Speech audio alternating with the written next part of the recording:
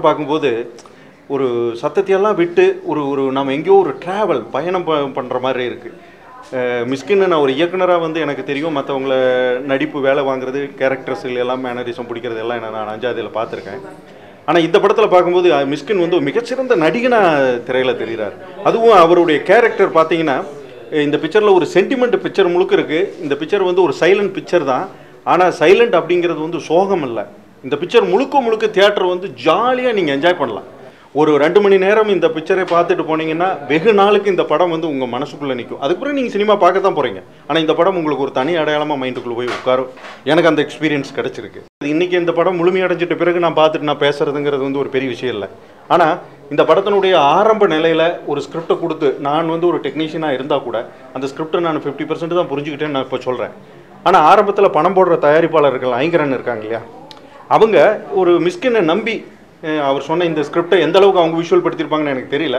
ஆனால் ஆரம்ப நிலையில் இதுக்காக ஒரு பணத்தை முதலீடு செஞ்சு இன்றைக்கி அவங்க கொண்டாந்து நிறுத்தியிருக்காங்கன்னா மிஸ்கின் அளவிற்கே அவர்களும் பாராட்டப்பட வேண்டியவங்க. அவங்களும் வந்து மிக முக்கியமான பங்களிப்பு செஞ்சுருக்காங்கன்னு நான் நினைக்கிறேன்.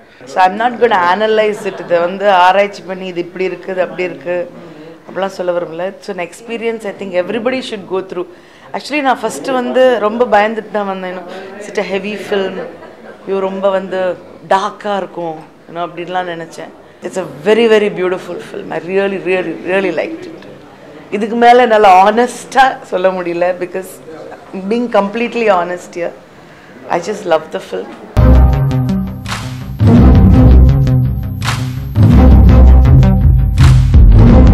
என்ன சொல்கிறதே தெரியல. ரொம்ப ஒரு ஹெவி படம். மனசு ரொம்ப கிரீஃப்டாக இருக்குது, ரொம்ப கஷ்டமாக இருக்குது. மிஷ்கின் சாரோட படம்லாம் வந்து எங்களுக்கு வந்து பாட புஸ்தகம் மாதிரி. It is such an honour to watch that film. ரொம்ப அதாவது மனித நேயம், அந்த ஒரு ஸ்ட்ரேஞ்சர் கிட்ட கிடைக்கிற ஒரு எதிர்பாராத விதமான கிடைக்கிற அந்த அன்பு, கருணை, அதாவது எல்லாமே கெட்டவங்களா இருக்கும்போது நடுநடுவில் ஒரு பார்க்குற ஒரு நல்ல குணம், அதெல்லாம் நமக்கே பயங்கர நெகிழ வச்சிடுது அதெல்லாம். So it's a beautiful film. Ilaiyaraaja சார்னு பார்க்கும்போதே வந்துட்டு இந்த மாதிரி டிஃப்ரெண்ட்டான ஃபில்ம்ஸ்க்கு வந்து அவர் டைம் எடுத்து பண்ணுறாருன்னும் போது உங்களுக்கே தெரியும் அந்த அளவுக்கு கதை அவ்வளோ சூப்பராக இருக்குன்ட்டு.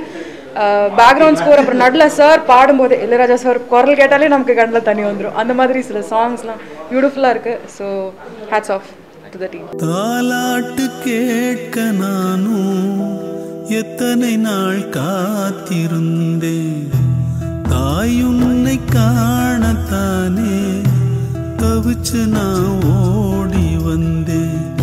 அம்மா உன்னை பார்த்தா வார்த்தை வல்ல மேலே, இப்போ உன்னை பார்த்தா